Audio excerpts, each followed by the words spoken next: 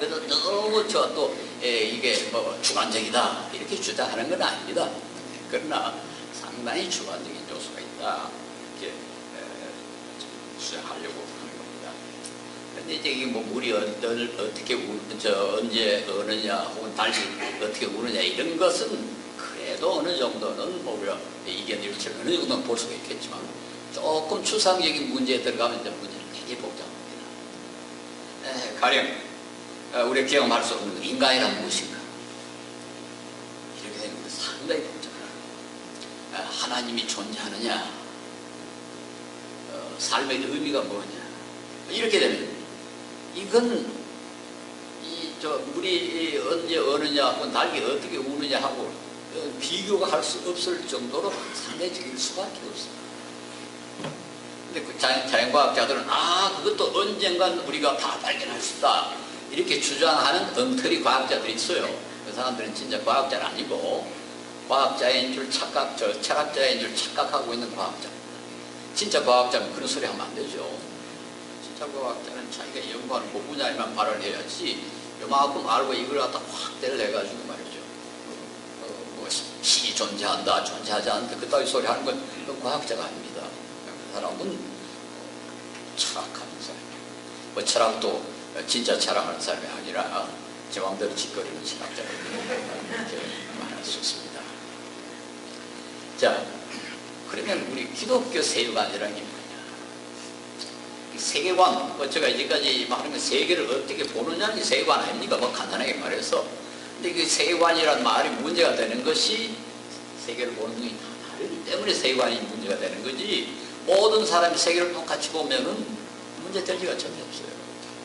세계라는 건 이게 좀 복잡한 거거든요. 이건 단순히 눈에 보이는 세계, 이것만 세계가 아니고, 그 가치관도, 경제 문제, 정치 문제, 예술, 철학 문제, 이런 거 쫙 합쳐가지고 우리가 세계라, 그렇게 부릅니다. 세계란 말이 이게 상당히 참 복잡해요.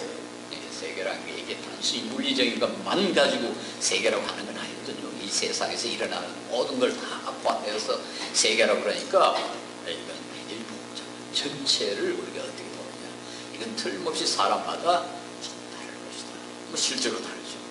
그래서 기독교적 세계관이라는 말은 기독교에서는 세계를 어떻게 보느냐 이런 문제가 될 텐데 문제는 정말 기독교적 세계관이 있느냐? 세계관이 없습니다. 그런데 기독교적 세계관이 있어야 합니다. 이게 이제 문제예요. 실제로 이게 기독교 세계관이다. 딱 내놓을 수는 없는 건 아닌데 그러나 적어도 이건 기독교 세계관이 아니다라고 말할 수 있습니다. 그렇다면 기독교 세계관이라는 말은 사실상 기독교적이지 아니한 세계관에 대한 비판 그게 지금 핵심입니다.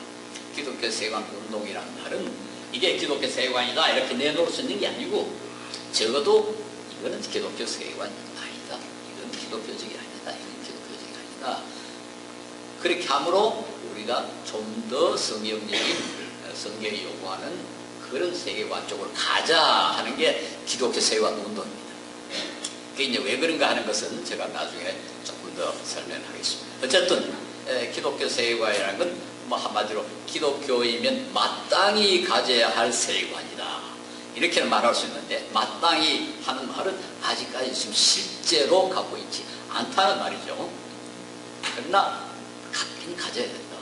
근데 그게 뭐냐? 적어도 지금 이거는 아니다. 저건 아니다. 이렇게 말할 수 있는 비판적인 계기가 이 계기를 제공한다. 이렇게 말할 수 있습니다. 그리고 왜 기독교 세계화라는 게 존재하지 않느냐? 그 이유는 우리 어느 문화도 기독교적 100% 기독교적 문화가 없기 때문입니다. 또 개인도 어느 개인도 순수하게 100% 기독교인이 아니기 때문에 그렇습니다. 그러니까 우리는 어차피 어떤 기독교적이지 아니한 세계관의 영향을 받아가지고 기독교적이지 아니한 눈으로 세상을 지금 보고 있다. 그러니까 우리가 지금 시도하는 것은 그걸 조금씩 고쳐보자. 그래서 가능한 한 우리가 100% 그렇게 되지 못하지만은 성경이 요구하는 우리 신학이 요구하는 그런 세계관으로 들어가자. 그것을 말하는 것입니다. 우리는 모두 다 어떤 비기독교적 세계관에 감염이 되어 있어요. 여러분이나 저나 뭐 누구든지 다 어느 정도는 감염이 되어 있습니다. 인간이 범죄한 뒤에 하나님의 면전에서 쫓겨났습니다. 뭐 창세기 4장에 기록이 되어 있죠. 가인과 아벨의 그 사건이 나오는데 가인이 아벨을 죽이고는 거기 성경에 보면 하나님의 면전에서 쫓겨납니다. 그때 가인이 뭐랍니까? 내가 두려워 죽겠나이다. 누구든지 나를 만나는 자가 나를 죽이겠나이다. 주께서 나를 면전에서 쫓아내시온즉 두려워 죽겠나이다. 그래서 가인이 마치 어린아이가 그 어머니의 품에서 쫓겨나는 것과 비슷한 그런 상황이란 말이에요. 굉장히 두려워. 하나님이 복을 약속합니다. 아니다. 그렇지 않다. 가인을 죽인 자는 벌을 7배나 받을 것이니까 걱정하라. 이제 그 말씀은 내가 너를 보호해 주겠다. 그러는데 가인이 못 믿습니다. 못 믿어요. 이게 죄의 아주 가장 중요한 특징이죠. 성경에 뭐랬습니까? 불신이 죄입니다. 하나님을 안 믿는 것이 죄라고 되어 있어요. 그래서 가인은 그 하나님의 약속을 안 믿습니다. 그러면 어떻게 해야 합니까? 자기가 자기 힘으로 안전을 보장받아야 합니다. 이제까지는 하나님이 안전을 보장해 줬는데 이제 가인은 그때부터 자기 힘으로 자기 안전을 보장할 수밖에 없었어요. 어떻게 합니까? 성을 샀습니다. 성을 샀습니다. 왜 성을 샀습니까? 외적이 쳐들어올까 싶어서. 이제 우리가 좀 상상을 해봅시다. 외적이 쳐들어올까 싶어서 성을 쌓았다면은 외적은 또 불안하겠죠. 저 녀석들이 성을 쌓아가지고 지금 자기들은 공격을 안 받도록 돼 있는데 저들이 성문을 열고 와서 우리를 공격해보면 우리는 뭐가 되나요? 그럴 수밖에 없죠. 그럼 자기들도 성을 살 수밖에 없죠. 가인의 후예들이 이렇게 보니까 저들이 또 성을 샀고 우리가 성을 좀 더 높이 쌓아야지. 우리가 한 10cm 높이 쌓았다 합시다. 그럼 저건 어떻게 합니까? 저놈들 봐라. 10cm 더 우리는 20cm 쌓아야지. 산 김에 조금 더 쌓지. 그럼 가인의 후예들은 어떻습니까? 불안하게. 이게 우리 이 세상에 일어나는 일입니다. 여러분, 전 지구의 그 핵무기가 얼마나 만들어져 있는지 압니까? 지구를, 전 세계를 한 40번 잿더미로 만들 수 있는 핵무기가 마련되어 있습니다. 그 이상하죠. 뭐라고 40번이나 잿더미를 만들 필요가 있습니까? 한 번이면 족하죠. 그게 왜 그래 되는 거 아닙니까? 그래서 그렇습니다. 우리가 폭탄을 만들었는데 이거 소련이 또 만들었다. 그런데 우리는 둘 만들어야지. 둘 만드니까 소련이 보니까 저놈들이 둘 만드니까 우리는 세 개를 만들어야지. 이렇게 자꾸 늘어나서 지금 지구를 40몇 번 잿더미를 만들 수 있는 폭탄이 만들었어요. 이게 지금 우리 인류가 만들어 놓은 지혜로운 결과입니다. 대단히 지혜롭죠.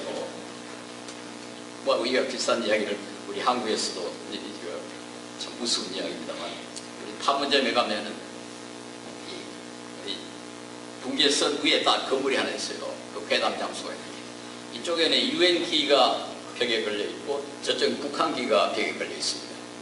그런데 회의를 하고 보면은 북한기가 한 1cm쯤 올라가 있대요. 그러면 유엔 쪽에서 같이 올립니다. 그럼 저쪽에 또 올립니다. 그래가지고 나중에 이 기가 천장에 붙습니다. 그럼 또 회의를 한대요. 우리 다 같이 내리자. 그래서 내려놓으면 그 지나고 또 올라갑니다. 이게 인간이 만들어 놓은 상황입니다. 자, 여기서 인간 문화라는 게 만들어집니다. 사실 창세기 4장에 보면은 성을 쌓고 그 다음에 어떻게 합니까? 농사를 짓고 그 다음에 무기를 만들고 악기를 만들고 만들기 시작합니다. 자, 그런 하나님의 면전에서 쫓겨나온 인간들이 형성해놓은 문화, 이것이 이제 사고방식, 가치관까지 다 만들어내고 문화라는 게 단순히 물질적인 것만 만들어 끝나는 게 아닙니다. 자, 여기서 우리는 벌써 인간의 문화의 감염이 시작됩니다. 그래서 우리가 세상을 볼 때 그 문화의 영향을 받을 수밖에 없어요. 그래서 달기 우는 소리 쪄서 다 다르게 들리는 겁니다. 자기가 어떤 문화에 속에 사느냐에 따라서 달기, 복귀라고도 울고 들었고 국가도 들었고 세상을 보는 눈이 그렇게 달라지는 거예요. 예. 우리 그 문화 철학에서는 도무지 문화라는 것이 그 무엇에 의해서 결정되느냐에 대해서 뭐 여러 가지 그 논란이 있었어요. 제일 그 오래된 이론은 풍토론입니다. 풍토가 문화의 성격을 결정한다. 저 열대 지역에는 너무 더우니까 사람이 게으르고 뭐 길에 격거려가지고 문화가 뒤떨어지고 또 춥고 너무 추운 지역에서는 너무 추우니까 활동을 못하고 요 온대 지역에서만 문화가 발달한다. 그런데 또 그게 산악이냐 사막이냐 초원이냐에 따라서 다 문화가 달라진다. 이런 생각을 많이 했어요. 그게 매우 상식적이죠. 14세기에 투니시아에 이븐 칼둔이라는 아주 유명한 그 사상가가 있었습니다. 그 사람이 처음으로 이 문화 풍토론을 주장했어요. 그러니까 사막의 문화가 따로 있고, 초목의 초지의 문화가 따로 있고, 또 몬순, 우리 아시아의 몬순의 문화가 따로 있다. 이렇게 주장했는데, 그 사람은 물론 이 세상에서 제일 그 풍토가 좋고 문화가 발달된 곳은 투니시아라고 그랬어요. 자기가 사는 투니시아가 최고라고 그랬습니다. 16세기 그 프랑스에 몽테뉴라는 사상가가 있었는데 이 사람은 아주 유명한 그 에세이라는 책을 많이 써서 아직까지 남아있죠. 이 사람도 문화 풍토론을 주장했습니다. 이게 뭐 전혀 근거 없다 할 수는 없어요. 문화가 어느 정도는 좀 작용합니다.